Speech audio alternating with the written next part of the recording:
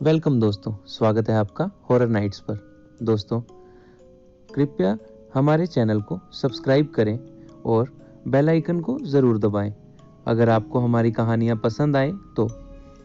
दोस्तों, आज की यह घटना बावड़ी के खूंखार प्रेत के बारे में है। तो चलिए दोस्तों, आपका ज़्यादा समय व्यर्थ ना करते हुए आगे बढ़ते हैं कहानी की ओर। दोस्तों, यह बात तब की है जब मैं अपने गांव में रहता था। अब मैं जॉब करता हूं, इसलिए अब मैं शहर में रहता हूं। तो बात कुछ ऐसी है कि मैं अपने गांव में जिस स्कूल में पढ़ता था उसके पास ही एक बावड़ी थी। और जो लोग बावड़ी के बारे में नहीं जानते उन्हें मैं बता दूं कि यह पानी का एक स्रोत होता है।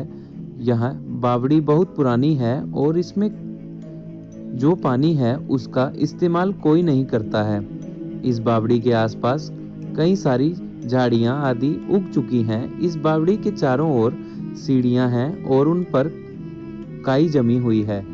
इस बावड़ी के आसपास कोई नहीं जाता और जाना तो दूर की बात, इस बावड़ी वाले रास्ते का इस्तेमाल भी नहीं करता है। ऐसा भी नहीं है कि कोई बिल्कुल भी इस्तेमाल नहीं करता। कुछ लोग जाते हैं इस रास्ते से, पर केवल दिन में, और वो भी केवल 2 या 3 लोगों के समूह में। कहते हैं कि इस बावड़ी के अंदर एक ऐसा भ्रम जाल है जो लोगों को अपने वश में कर लेता है और उन्हें इस बावड़ी के पानी के अंदर डुबा देता है। और इतना ही नहीं, मरने के बाद उस व्यक्ति की लाश तक नहीं मिलती है। कुछ दूसरे लोगों का मानना है कि इस बावड़ी में एक खजाना छिपा हुआ है और जो कोई भी उसे लेने जाता है वह रहस्यमयी तरीकों से गायब हो जाता है। ऐसा हमारे यहाँ के लोग कहते हैं। पर मेरे साथ एक ऐसा खौफनाक वाक्य पेश आया जो इन दोनों बातों का खंडन करता है। एक दिन मैं शाम को घर के लिए सामान खरीद कर वापस घर लौट रहा था, तो मैंने सोचा कि उस बावड़ी वाले रास्ते से निकलता हूँ, क्योंकि वो एक छोटा रास्ता था, एक शॉर्टकट। तो मैं उस रास्ते से जाने लगा। उस समय शाम हो चुकी थी और केवल थोड़ा थोड़ा उजाला था। मैं अब उस बावड़ी के किनारे से निकल रहा था कि तभी मैंने देखा कि एक आदमी उस बावड़ी की एक सीढ़ी पर खड़ा बावड़ी के पानी की ओर देख रहा था। मैं भी चलते चलते उसे ही देख रहा था कि तभी वो मेरी ओर देखने और हंसने लगा। मैं यह देखकर चौंक गया कि यह आदमी उस जगह क्या कर रहा है। कुछ 2 कदम चलने के बाद मैंने देखा कि वो आदमी अपने घुटनों के बल बैठकर बावड़ी के पानी में किसी को देख रहा था।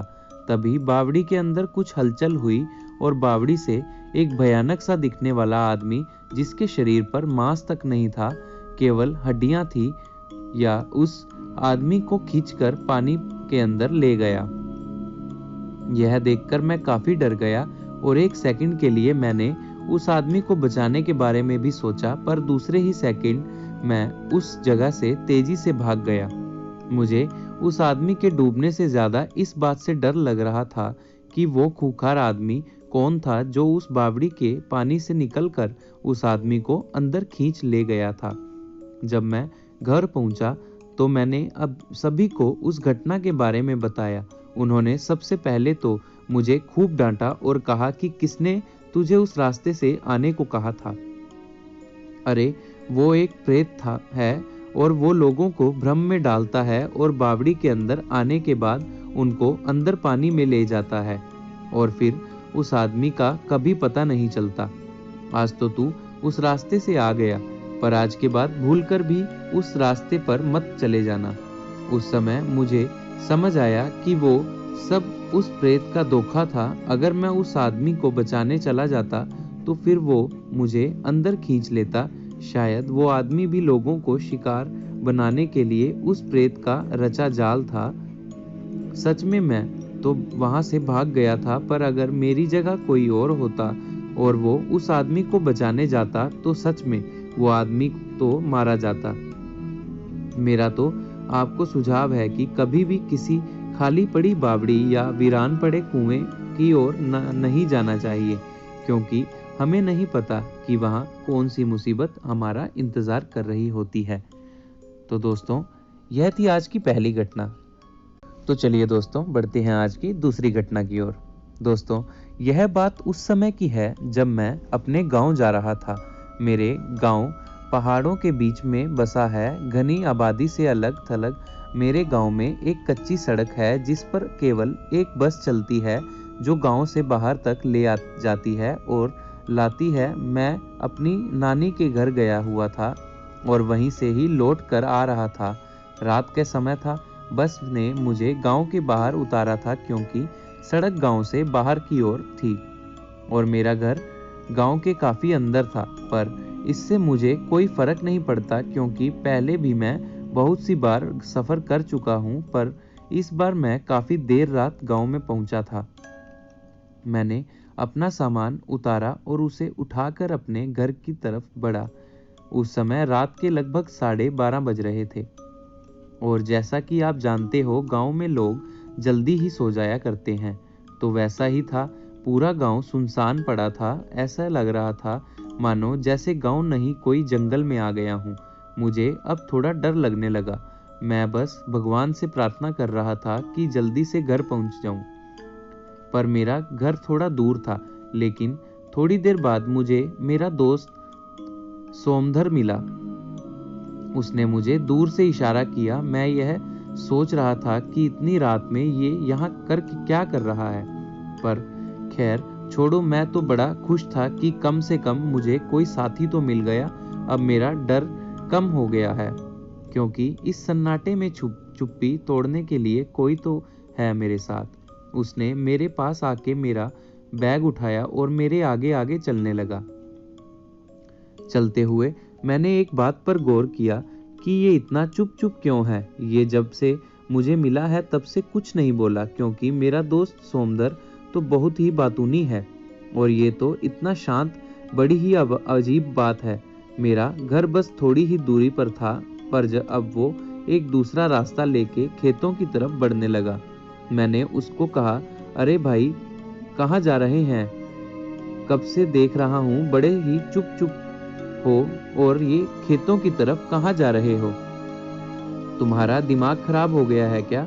उसने मेरा हाथ पकड़ा और जबरदस्ती मुझे खेतों की तरफ ले जाने लगा। उसका हाथ बहुत ठंडा था। मुझे समझते हुए देर ना हुई कि यह मेरा दोस्त नहीं है। वो मुझे पास ही के एक कुएं तक घसीटते हुए ले जा रहा था। मैं जोर जोर से चिल्लाने लगा। मेरी आवाज सुनकर गांव के बहुत से लोग जाग गए और मेरी तरफ दौड़कर आने लगे। जब वो मेरे पास आए तब तक मैं बेहोश हो चुका था। सुबह जब मुझे होश आया तो मैं अपने घर पर था। मुझे उठा देख सब घर वाले मेरे पास आए और बोले, तुम ठीक हो? तुम्हें क्या हो गया था? तुम रात को बरगद के पेड़ से लिपटे हुए बेहोश पड़े थे। तुम्हारे साथ क्या हुआ था? मैंने उन्हें अपने साथ जो हुआ वो सब बताया। उस समय मेरा दोस्त सोमधर भी वहां ही था। वो बोला कि मैं तो रात को अपने घर पर सो रहा था। तो वो कौन था जो मेरा साथ कल रात को था? मैं ऐसा सोचा और जब सब की तरह देखने लगा।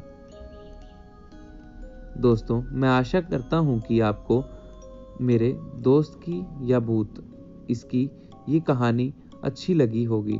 यदि आपको कहानी पसंद आई हो तो कृपया वीडियो को लाइक और हमारे चैनल को सब्सक्राइब जरूर करें और बेल आइकन को भी जरूर दबाएं ताकि हमारी आने वाली सभी कहानियों की समय से आपको जानकारी मिलती रहे।